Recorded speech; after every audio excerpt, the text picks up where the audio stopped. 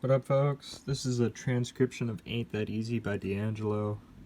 Um, I'm transcribing this for a band I'll be playing it with, and I'm just noticing some things within my transcription that are different.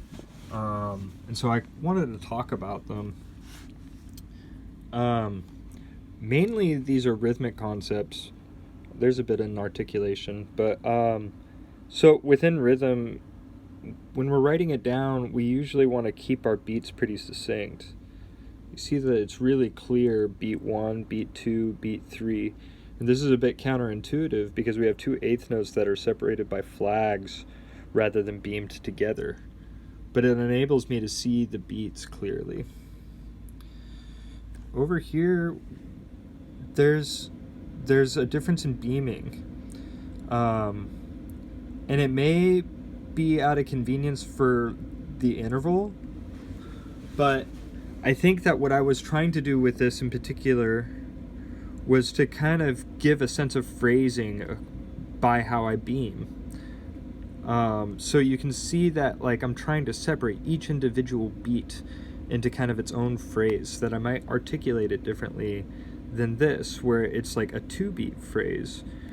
And part of the advantage to this is like I can kind of like notice the differences in my phrasing via articulation.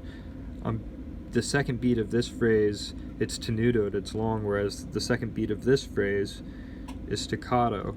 So I'm just trying to give a sense of how the phrases are played by how I'm beaming the rhythms.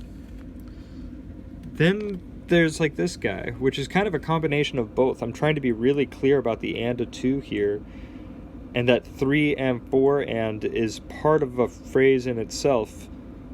And then like slurring it all together with this downbeat over here.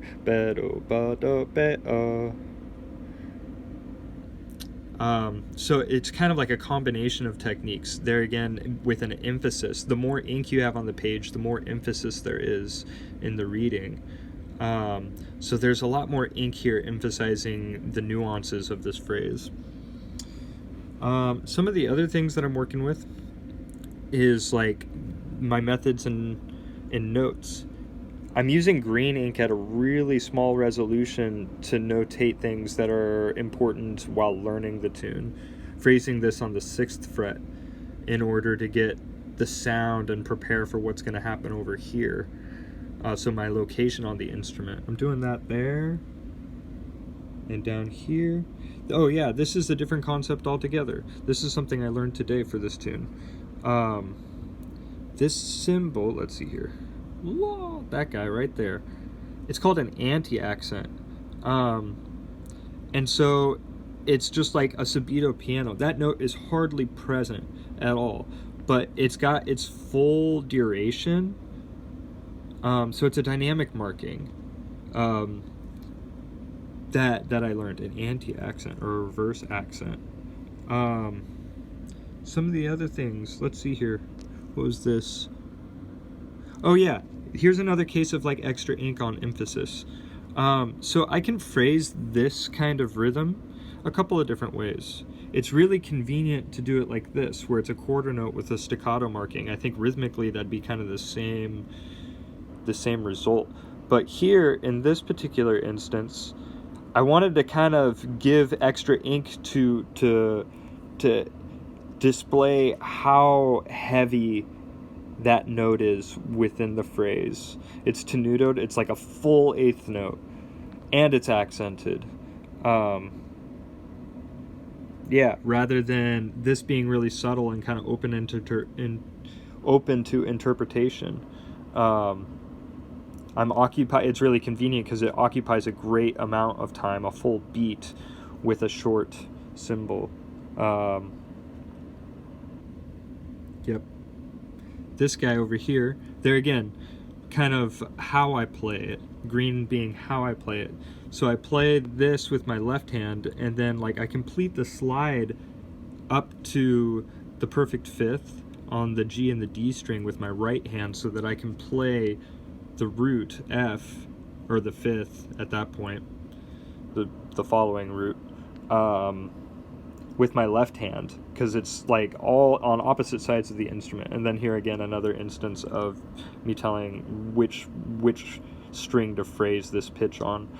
Because it's so slippery, it's being bent rapidly, and then to reach the 7 and the octave here, the 6th fret is ideal. Yeah, it's a cool tune. There's a couple of other tricks while I'm here that I might mention within Procreate, which is the software that I'm using. Let's see here if I can get it. Here we go. So what I'm doing is I've got my template for songs, and I have a layer if that is just the staff, and then I create numerous pages for the pages of the tune. So page 1 is complete. Page 2, you can see that I go through before I even start notating, and I timestamp all of the sections. I timestamp the form. Here's the 3rd page. Chorus is out. Yeah, I find that to be really convenient, and then I can export each page individually to make my chart full. I think that's really kind of it. Everything else is pretty clear, with the exception of maybe the tonality. Let's talk about the key real quick. It's like it's in B. That's the way I chose to think about it.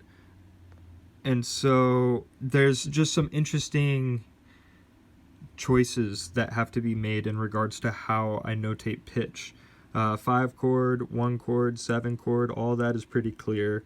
It gets into some issues with A sharp on the 7 chord because he's playing a major chord there. So it's C double sharp. Awesome. There again, so the pre-chorus 1, 5, 7, and then 3. So all that's pretty straight. Here, the 7 chord is dominant, and then I switch to flats from sharps because we're modulating to E flat minor, which is still kind of diatonic. It's still the 3 chord, but it's like the prominent, it's the center of the tonality for this. And so you can kind of see that we're moving to a flat 7 and then the 5, flat 7, 2. This all lines up really nicely with E flat, according to our spellings. And then here I think we're switching back to, we're going back to a verse, so it's going to go back into sharps for B. So it, like, that's kind of blurry right here. We're going from A sharp 7 to B flat 7, which is inharmonically equivalent. But that makes sense to me in regards to chord changes. Yeah, I think that's it. That's really it. Good stuff.